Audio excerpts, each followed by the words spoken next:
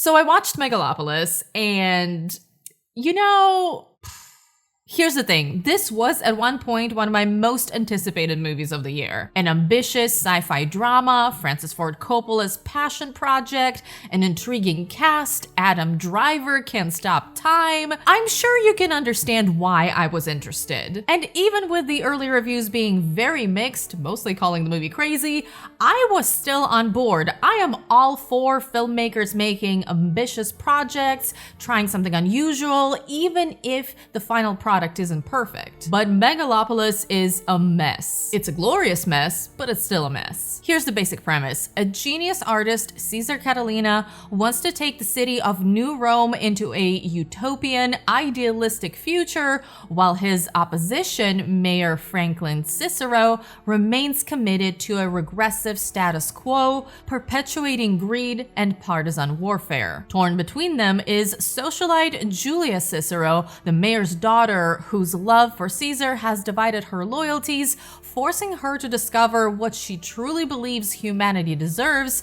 as she searches for her life's meaning. The setting is what seems to be a slightly futuristic America, reimagined as the Roman Empire, and New Rome is clearly New York. And you might say that this is already a lot, it's quite the vision, but this is just the bare bones version of what's going on in this movie. We have so many subplots going on. We have a bit of a murder investigation in the background. We have a Russian satellite that may or may not be falling and threatening to kill many people. We have a virginal celebrity subplot and deepfakes. We have a bank scheme. We have Caesar being able to stop time, which doesn't actually have all that much to do with the plot.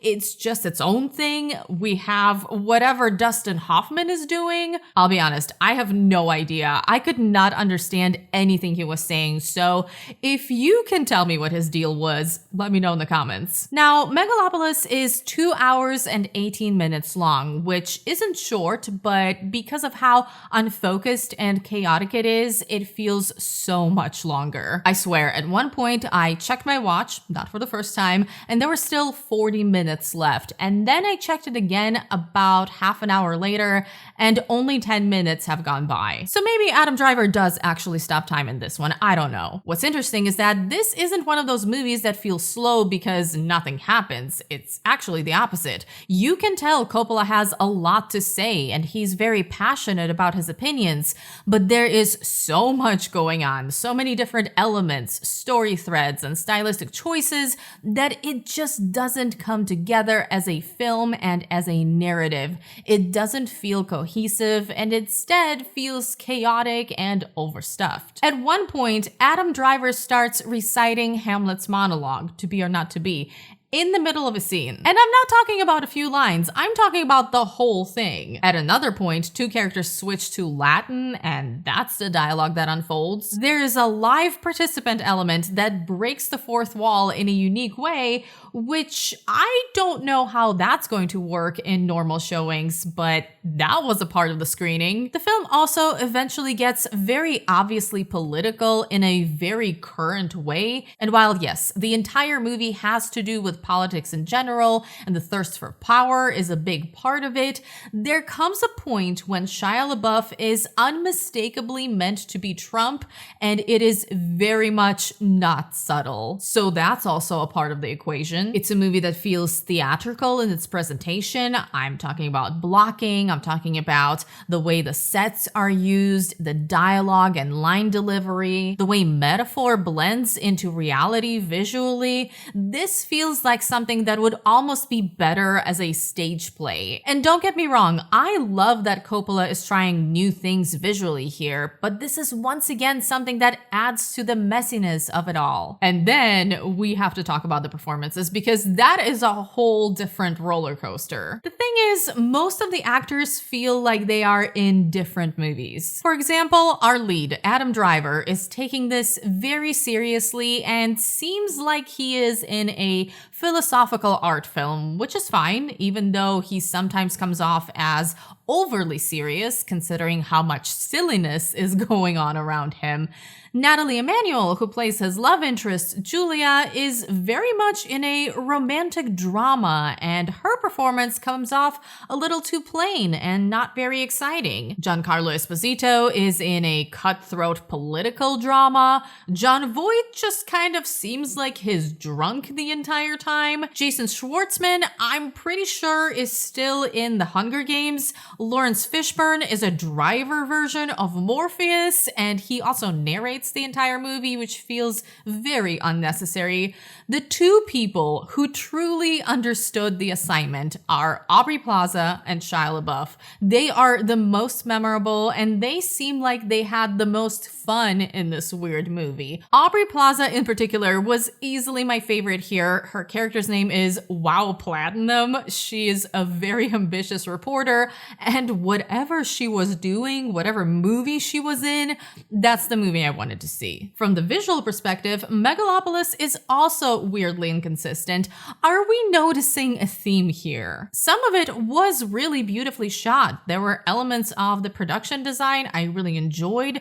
Some visual choices conveying ideas were very interesting. The costumes are beautiful. I hope future us make those fashion choices as well. Sign me up for that. But next to all of that, we also have some randomly bad CGI and green screen that just felt cheap. And there was a lot of yellow lighting that I think was meant to be gold, but came off as a flat, sickly kind of yellow. I wasn't a fan. And once again, all of this contributes to how chaotic and messy this movie feels. If we want to talk about themes, Coppola is very concerned with the state of the world and making it a better place. At the core of the movie is a conflict between idealism and realism. It's thinking of the future versus living in the moment. It's striving for greatness versus solving mundane issues. It's having actual solutions versus asking the right questions. And then it's also about art, creativity, humanity, progress, politics, morals, having hope for the future, supporting great minds, and on and on. Just like everything else in this movie, the ideas get out of control. At one point, the note I wrote was bizarre shit all around, which is absolutely how I would describe most of this movie. I think Coppola's intentions were good here. I think it's a very sincere film. I think there's a lot on his mind that he wants to communicate to people, and everything you see here is a variety of deliberate stylistic choices, but it just doesn't work. And look, there are going to be people claiming that this is a misunderstood masterpiece. To be honest, I was hoping to be one of them, but sadly I'm not.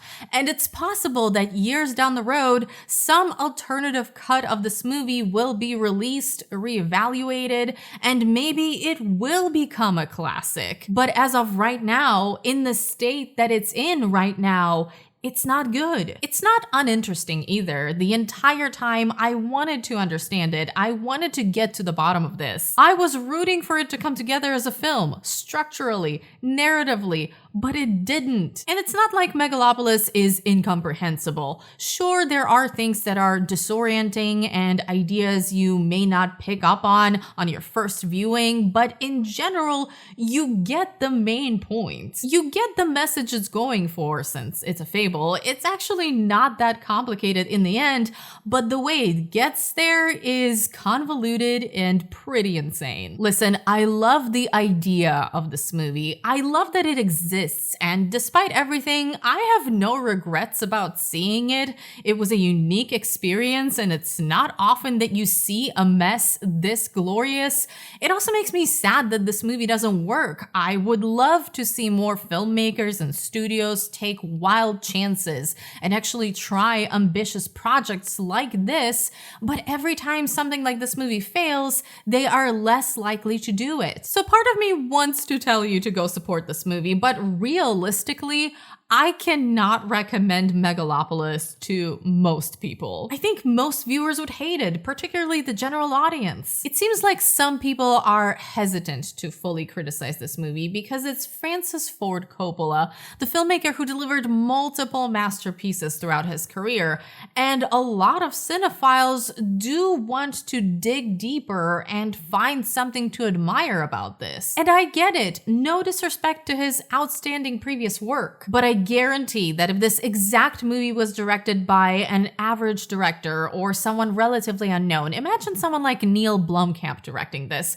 the reviews would not be as mixed as they are. They would be a lot more negative. So I just want to be realistic here. It's a crazy movie in every way. Storytelling, filmmaking, performances, style, tone, and it's not crazy in a good way. It's about many things, none of which are ideas you haven't heard before. It features unnecessary voiceover, stiff dialogue, and bizarre characters. It has some merit, and it comes from a place of passion and hope. It's not some hollow, soulless nonsense, but it falls apart pretty quickly. It lacks focus. It's all over the place. It feels forever long, and unfortunately, it's a big mess. One thing is clear though, we now know who among us has been thinking about the Roman Empire the most.